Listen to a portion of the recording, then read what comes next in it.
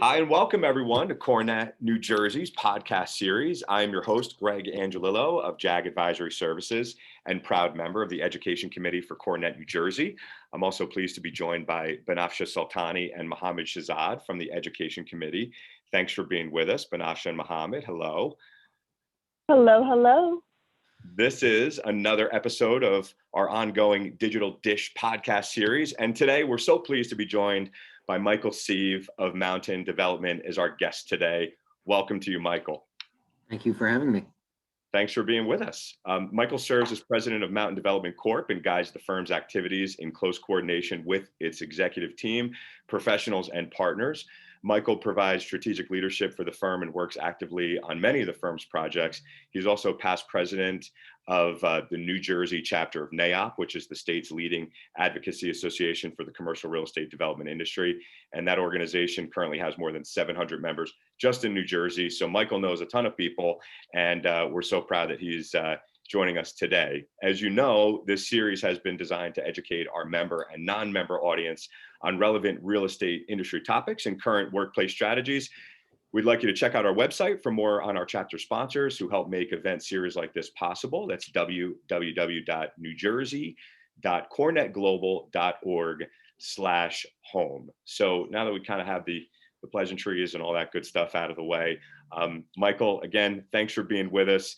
If you can share with our audience how you got started, what was really the creative spark that brought you into the commercial real estate industry? First, I want to say that was a very smooth presentation. Thank you. I'm going back to my old TV days, so I appreciate it. Yeah, that was really good. So it's kind of a family business a little bit. Bob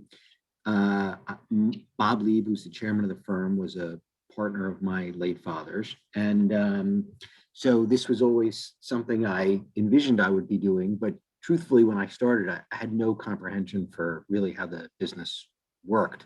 I spent my college summers working construction on some Mountain Development Corp construction projects, which you would think would be a good entree to the business. Although in retrospect, I really didn't know enough about the business to put a lot of that in context, but nonetheless, those were great summers.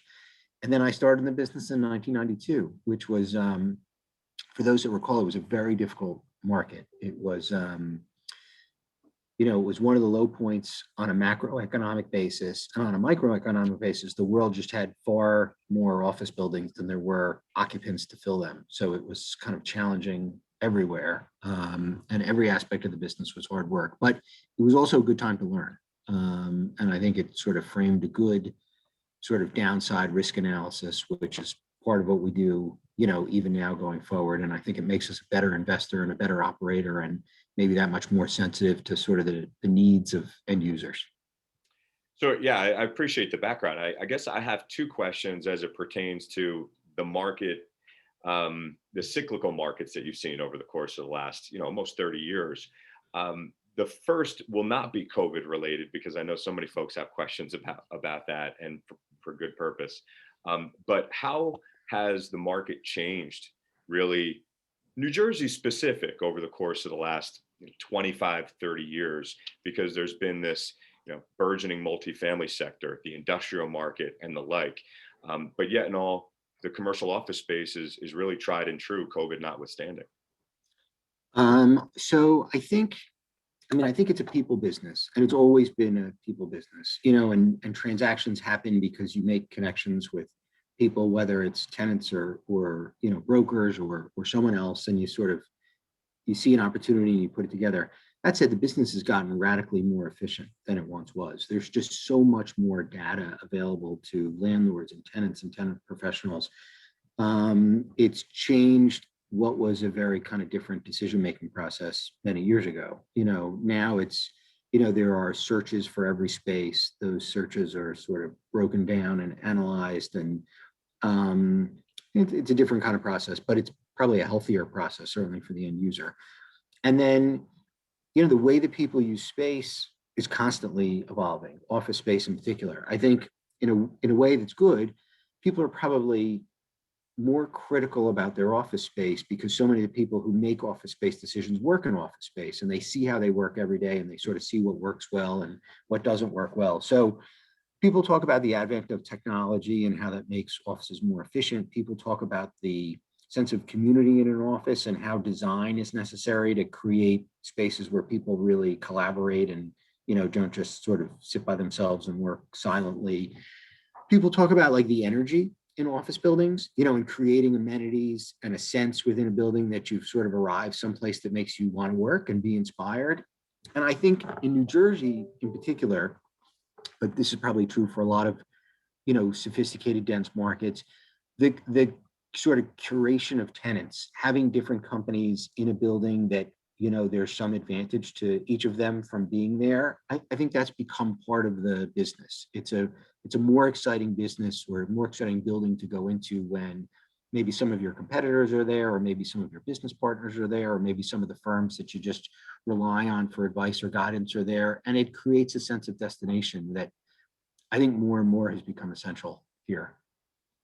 Yeah, and I know that listen, when we talk about COVID-19 and the pandemic last year, and certainly continuing on into this year, that we have a lot of pointed questions, and have asked some of our previous guests just how they approach the COVID era market. But I guess the question is sort of two-part.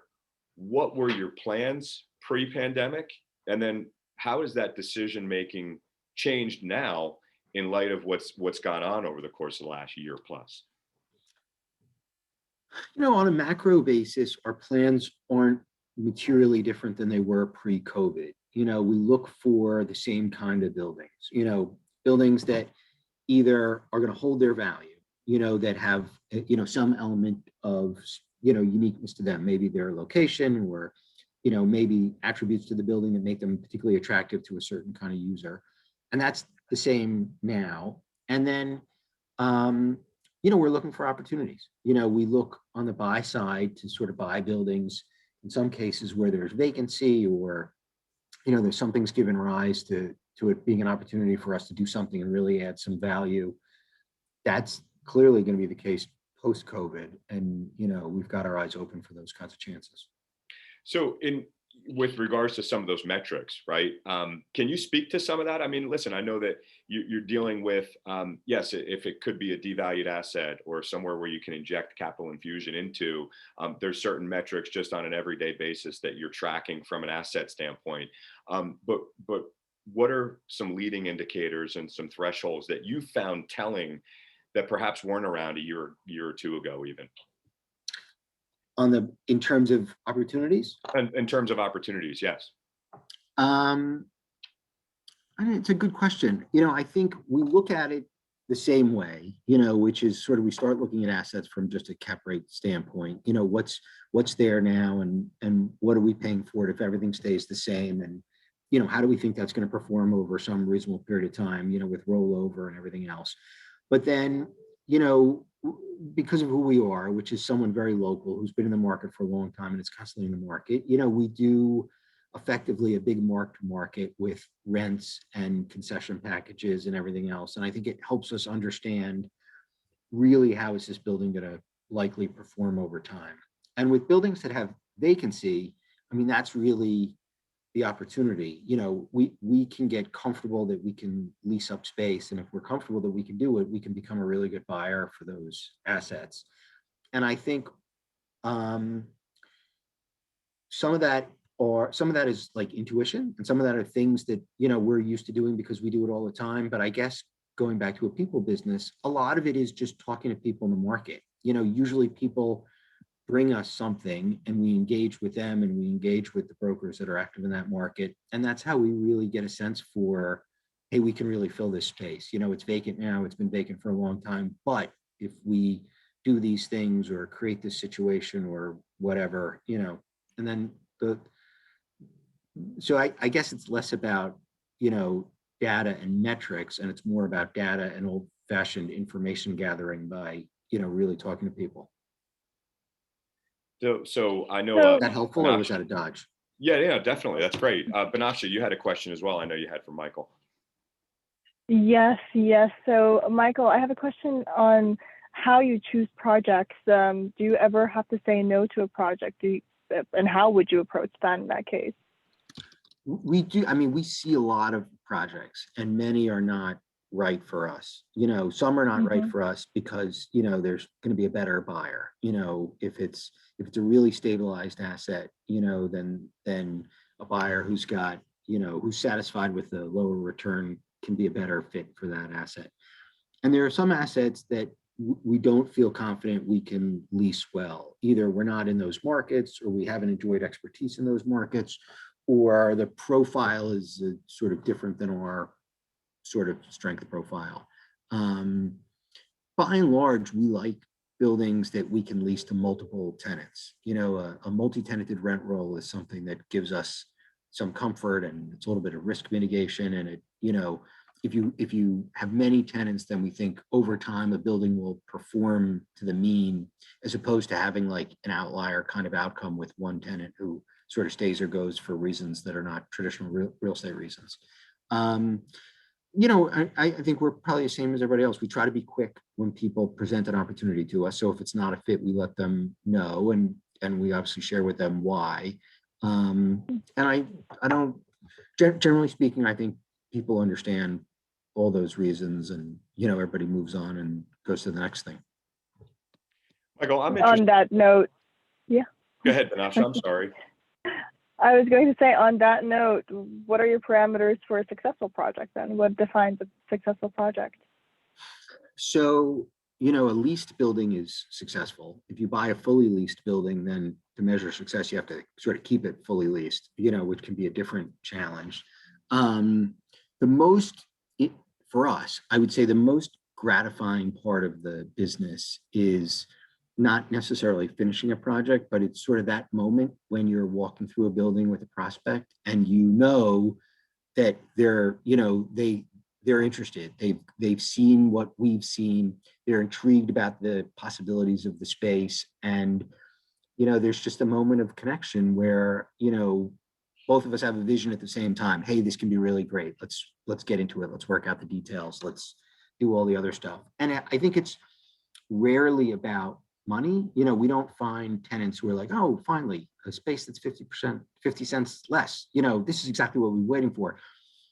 Money's sort of the easy part. Usually it's, hey, this building, it could be more than just 4 walls and a ceiling for us. It could really be something special. And for us, successful is like when tenants are like, hey, you understand what we're looking for. You were listening and you heard us, and your ideas are resonating with me and our team, and we want to move forward. So that's successful for us. That results in not just buildings that are leased, but ideally tenants that are happy in their space, and their buildings mean more for them than just another space somewhere else. They become part of the identity of the company. So we've done a lot of law firm leasing, and that's really about, I think, not just efficiency, but it's culture, and it's creating an environment where not only do existing partners thrive there, but you can bring new people on to the firm, and they'll understand, hey, this firm is different than other firms. This is what we do here. This is why this is a special place. This is how we treat each other when we're in the office. This is how we collaborate to make better results for our clients. So that's the most gratifying part of the business for us, and that's what really drives success. Getting people excited about what real estate can do for them. So Michael, I have a question just in that vein with regards to where the market is now and what you see from, let's say, a development standpoint, and even from a capital infusion standpoint. You have low interest rates, yes, but you have the rising costs of construction as well. So how have you been able to navigate the two, and really how have those two in particular, those two facets, impacted your decision making on whether or not to perform a build out or pump capital infusion into an asset, or even looking at acquiring new assets? So interest rates are easier. The borrowing rates are easier for us because we borrow sort of based on the profile of the asset. If something needs to be leased up, then we're invariably borrowing on a floating rate basis, and we're building in maximum flexibility so we can sort of be responsive to all different kinds of scenarios. The only time we really go to long-term fixed rate financing is when something is done, so to speak. And office buildings oftentimes are never done. you constantly need to be attentive and reinvesting, and things change, and you need to sort of change with them. Other product types like industrial and multifamily, really lend themselves, I think, more easily to really taking advantage of interest rates and fixing long term. And then in terms of construction costs, it's a dilemma. I would say we're in the community of thinkers that believe this is a spike, and some of this has to do with like post-COVID transportation sort of things, and projects that were in the queue, and that there's like this just flow of materials across the globe that are throwing off pricing. Right. If we're correct, and I hope we are, prices will recede a little bit, and projects that need pricing at a certain level will still be able to go forward. If we're wrong and we're just in a new pricing environment, which is obviously a possibility, it's going to change the other economics of the deal. So we are, we're cognizant of it for sure, and we're taking it into consideration, but we don't believe that there's been a sort of a Rubicon line crossed, and we're not going back to the kind of pricing that most people were comfortable with before. Okay, no, and that's fair and great insight. So thank you for that.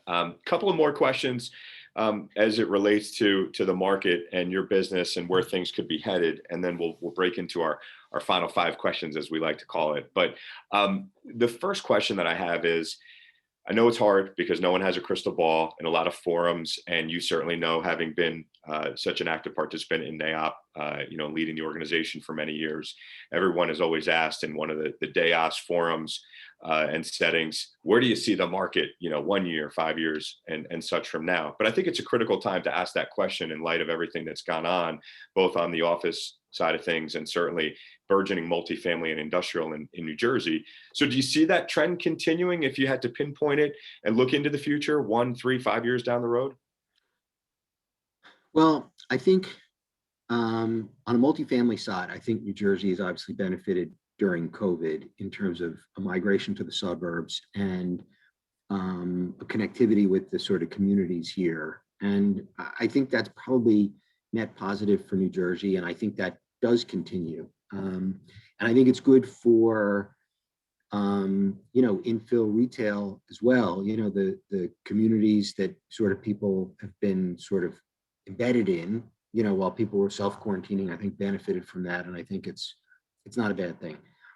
That said, and industrial, it's just, it's amazing how strong it is and how reliant people have become on delivery and the speed of delivery, and we're probably not going backwards in that regard either.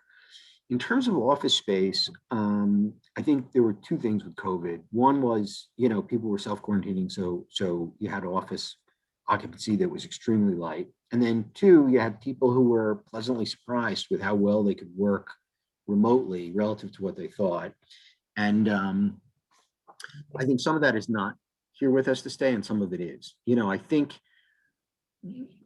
we've sort of come to the end of the self-quarantine period, and over the next couple of months, and certainly by the end of the summer, people are going to be transitioning back to the office, if not full-time, close to it. And I think that's a good thing. I just think companies work better when people are together. I work better when I'm with other people, and it's amazing what you can do over your phone, but it's not nearly as good as what you can do in real life. When you compare a phone call to an in-person meeting, there's just so much more data and body language that you pick up with somebody else. And assuming that your business is about understanding customers and understanding business partners and stuff, that's sort of essential. On the other hand, nobody misses their commute. So I think there's some element of work from home that's going to be with us for good. And I think, technology makes it a lot more manageable than it ever was before. And that's not the worst thing in the world. I know people, I have a child in college and a child in high school. I don't know anyone that wouldn't love to leave the office early on a Friday and watch their children play sports, and I don't think there's, I think it's good for families if people, have like that much more time together and that much more stuff. That said, if I'm running a company and you're doing a hybrid work model and every single the company wants to take off a Friday, well, that doesn't work. And there aren't as many people like, no, I'll take off Wednesday. So I think there's going to be an evolution for how that really plays out and how it's sort of employed effectively. But I expect most people will be back in the office over time. It's human nature. It's the way we work. It's the way people are. It's how we make companies better. I think the suburbs recover quicker than the urban areas because I think there'll be some commuting challenges from the urban areas. I think people really need to be comfortable with public transportation. If everybody wants to drive their car to New York on the same day, that's going to be an issue. But I think that sorts itself out over time. And I think New York certainly needs, that kind of buying power on the street to make its retail work. And it's that sort of streetscape in New York that everybody loves and misses and wants to return and everything else. I think over the past 25 years, we've seen technology have a significant impact on the way people are office occupants. And I think that's the case, and that's with us for good. But I'm just also a believer in in-person, workflow. And we're hearing that from our tenants. There's some version of technology that they don't want to give up, but they also have a culture and a way of operating that they want to continue. Sure. No, and that's a loaded answer and much appreciated because there's a lot of great insight in there that I think our audience can glean from. And so I'll ask you one more question here before we wrap up with our final 5 questions. Appreciate your time. Is we heard the terminology pre-COVID a lot. How many times did you hear the word millennials or the phrase live, work, play? There wasn't much to live, work, and play about when everyone was in quarantine, right? But suburban office space in particular, and a focus for Mountain Development, is that also kind of, part and parcel to what the future could potentially hold to get people back into the office and allow for some of those other amenities to take shape in your view? I think so. I would, our take on it is maybe a little bit different, but I think, and it's not just New Jersey, but New Jersey is a perfectly good example. You've got 25 years of zoning code for New Jersey, and every product has a permitted use. This will be an office building, that'll be a school, this will be a residential building. And I really think, in my view, the time has come that you really just don't have to look at it that way. There are obviously life safety issues and design programming issues that go into how you build a building and how it meets the needs of the people that use it. But the best communities and buildings are mixed use, and the best locations and the most interesting ones are mixed use. And it just creates, I think, more efficient, better used, more robust places. We own an office campus in Woodland Park, and we had an empty office building, and we ended up putting a school there. And it was initially a very big lift from like an entitlement standpoint and a zoning standpoint, because it wasn't something people were expecting. But the more we really drilled down with the school and the leadership in the borough, and they sort of understood what was going on there, everyone, like all of the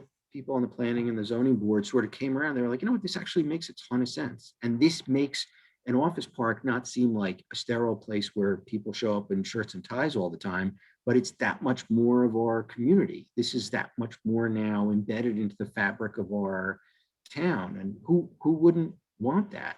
You drive by like these beautiful campuses everywhere, and you sort of see these great meadows, and there's no one on them. Like, why is that?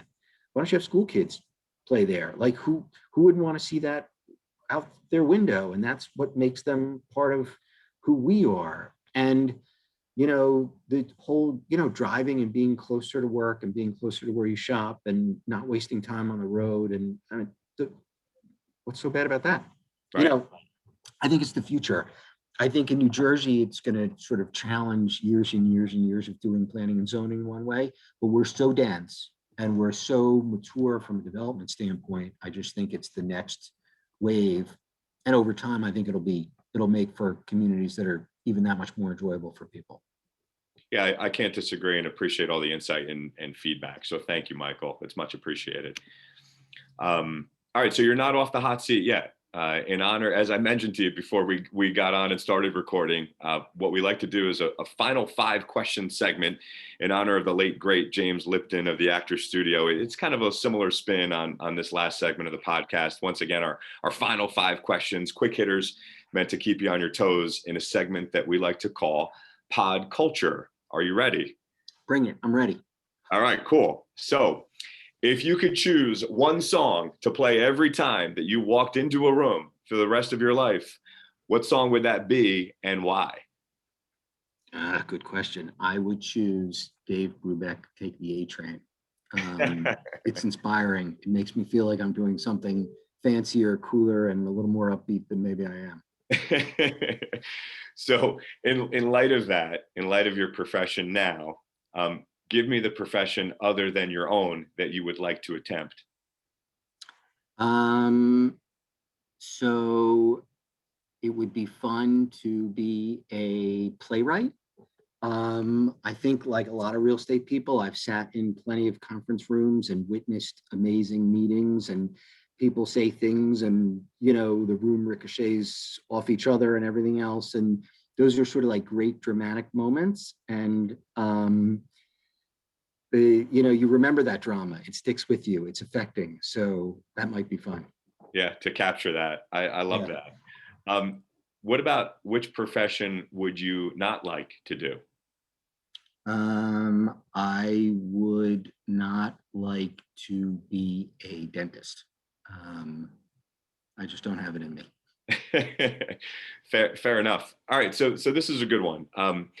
You're shipwrecked on a deserted island where you have all your food and water needs taken care of. So this isn't like Castaway style. Right. But give me 2 items that you cannot be without. So I assume cell phone and cell phone charger are not options. I mean, you could do that, sure. Right. I would say if I'm by myself on an island, well, probably a Swiss Army knife, everybody would say. And if I'm going to be stuck there, a musical instrument I can learn to play. There you go. Yeah. So, all right, great. I have one more for you, and it's our 5th and final question. Can you tell me what the last gift you gave someone was? Well, it was Mother's Day. So I gave my wife a piece of jewelry for Mother's Day, and both my kids gave my wife a piece of jewelry for Mother's Day, which I paid for. So I technically gave her 2 gifts. But Dad, you taught them well, so well done. Yes. Well, Michael Seeve, thank you for giving us the gift of this conversation and your time. You are off the hot seat. We thank you so much. Thank you for including me. This was a blast. Of course. Yeah, you can learn more about Michael and Mountain Development Corp by visiting their website at www.mountaindevelopment.com. Don't forget to check out these podcasts on a going forward basis as we give you more digital dish from CoreNet New Jersey that will appear both on LinkedIn and within our website. Once again, we want to thank all of our sponsors. Banafsha, thank you very much for being part of the conversation. Mohammed, our technical director, thank you so much. And Michael, once again, we really appreciate it and look forward to shaking hands in person and seeing you at a CoreNet event or otherwise pretty soon. Thanks so much, everyone.